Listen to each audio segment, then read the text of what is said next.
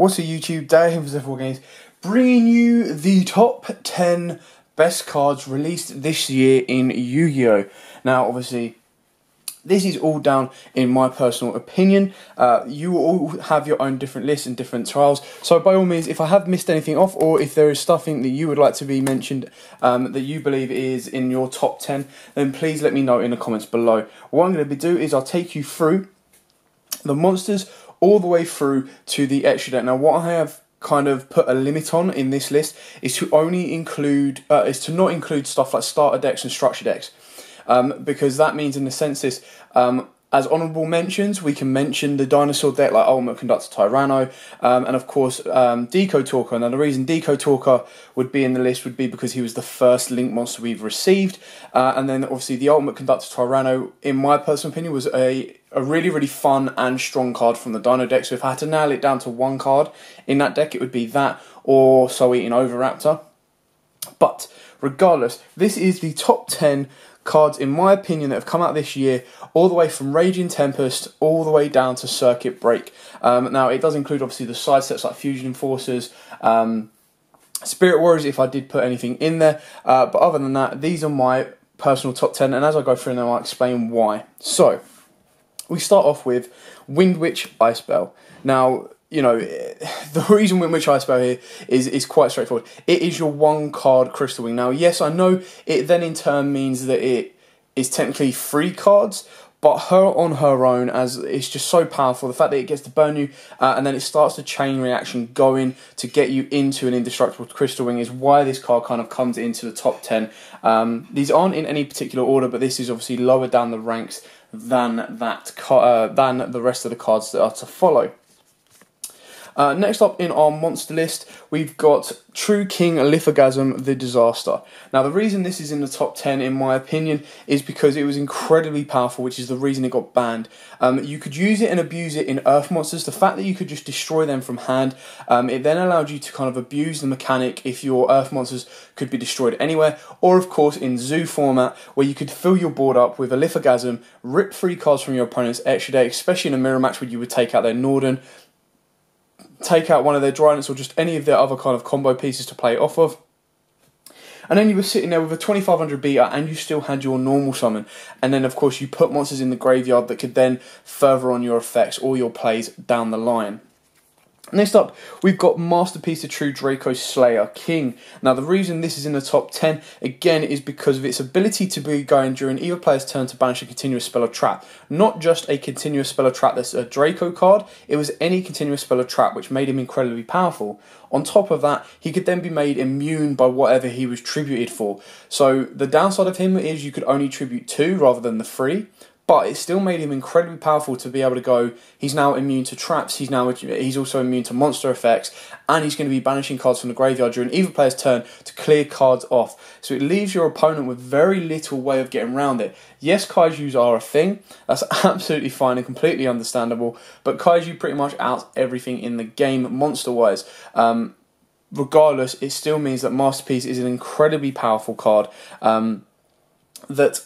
Yes, although he wasn't played at 3 or he never really got maximum usage, he's still an incredibly powerful card and still one of the best cards to have come out in the year of 2017. Now, the best monster card from the main deck that was released this year, with no surprise whatsoever, is Ash Blossom and Joyous Spring. Now, if this list included artwork, of course this would be near the top of that list as well, just alongside Masterpiece as well. But regardless, Ash Blossom is probably, in my opinion, the best card to come out in 2017. This came out in Maximum Crisis. It's just incredibly powerful. It says no to 99% of the cards in the game. The fact it covers drawing, sending from deck to graveyard, and special summoning from deck covers pretty much everything.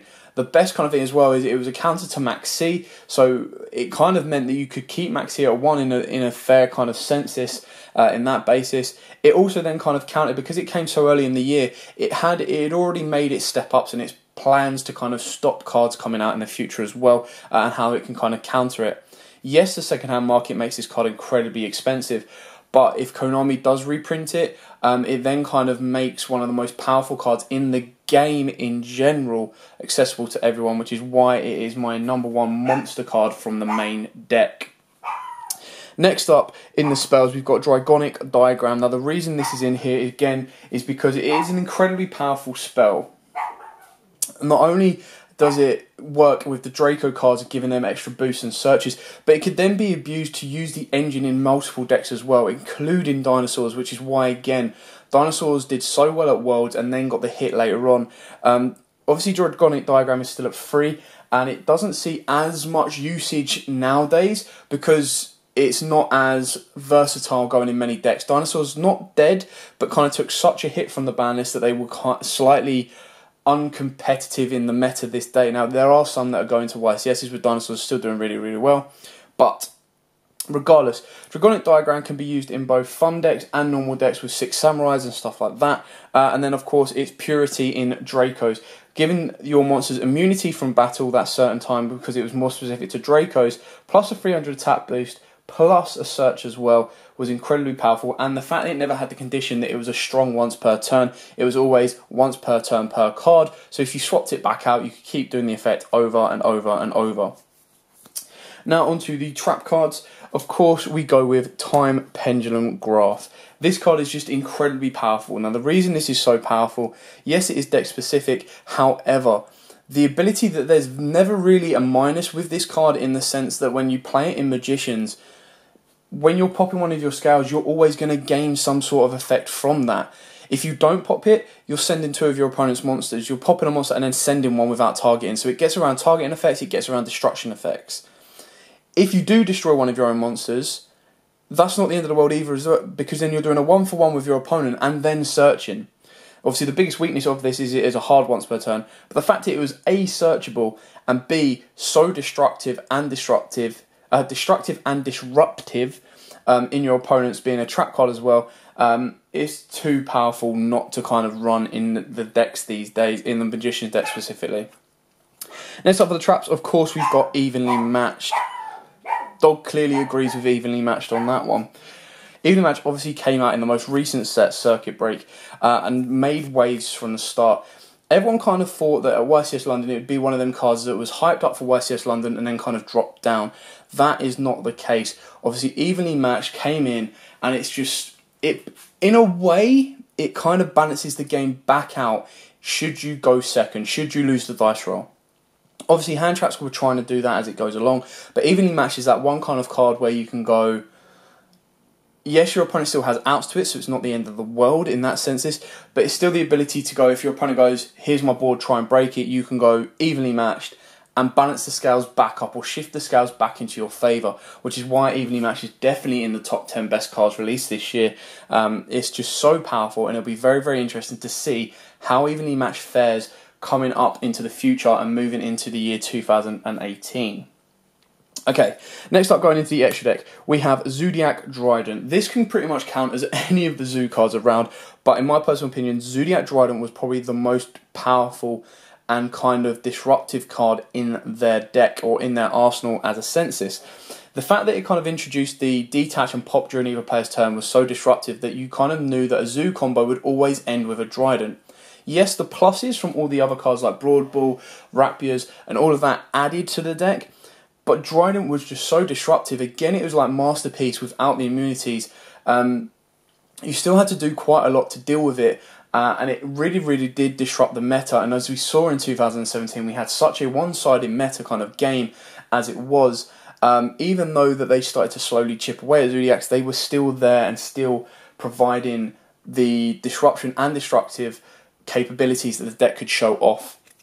Zodiac Dryden is without a doubt definitely one of the most powerful cards that was released this year, and definitely one of the best cards released this year as a Zodiac player, as a collector, and as obviously the artwork lover. But of course it did get hit on the ban list, which is because of how powerful it was.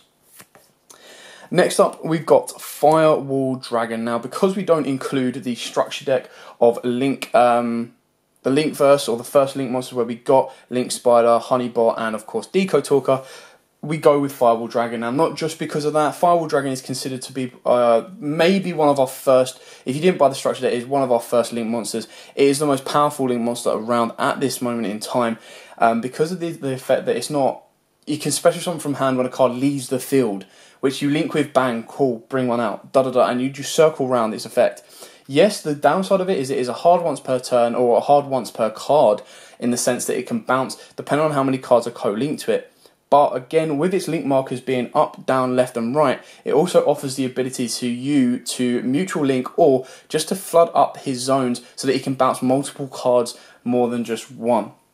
He's definitely one of the best cards to come out this year, and hopefully, fingers crossed for all of you people out there, he does get a reprint along with stuff like Ash Blossom as well. So what I haven't mentioned yet is I'm not including reprints in this set as well, in this top 10, which is why Minerva isn't in this list as well, or any of the other stuff. Yes, you could put Proxy Dragon in here, but in that sense, again, Proxy Dragon doesn't kind of weigh in the same scales as the rest of these cards.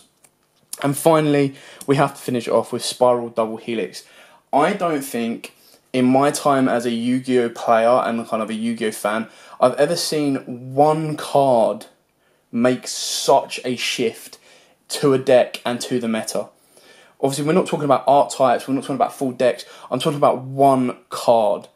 Spirals were, with no disrespect, they were nowhere near competitive towards the meta before Double Helix was announced or released. As soon as Double Helix was announced, as soon as it was released, both in the OCG and the TCG, the scales flung all to one side.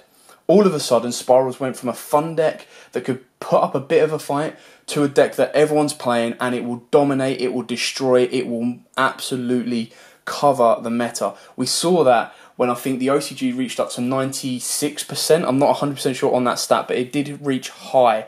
It was in the 90s. A good majority of people were playing Spirals, and of course, an even more amount of Spiral players were playing it at YCS London, and TCG, rightfully so, hit Spirals as early as they could to kind of show that we did not want to go down the OCG route. And again, we do have, of course, more variety and diversity in the meta than the OCG. Not saying that Spirals aren't still good, of course they're still very, very good, especially if you watch the most recent YCS this weekend.